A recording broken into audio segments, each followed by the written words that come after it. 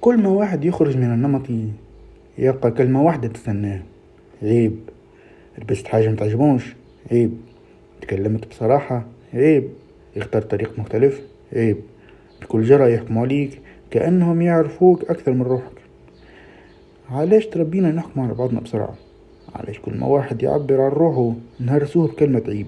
مش خطر ولا حرام، فقط عيب، ويمشيش على أهواهم. صاحبي ما يحبش يعرس، قالوا له: عيب، راك راجل. بنت حبت تمثل، أمها قالت لها: ووه، عيب، شنو هذا؟ ايش باش يقولوا علينا العباد؟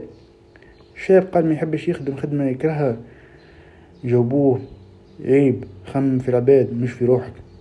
اي نعم، مجتمعنا يخمم في الناس أكثر من الفرد.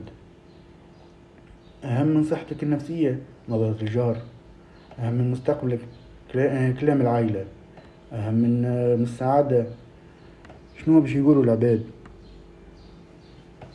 تحسنا نعيشوا للناس مش لأرواحنا. واللي يرفض اللعبة يتحط في خانة المتمرد كي تربية وما يعرفش العيب. أما الحقيقة، العيب مش أنك تعيش حياتك، العيب أنك تعيش حياة غيرك.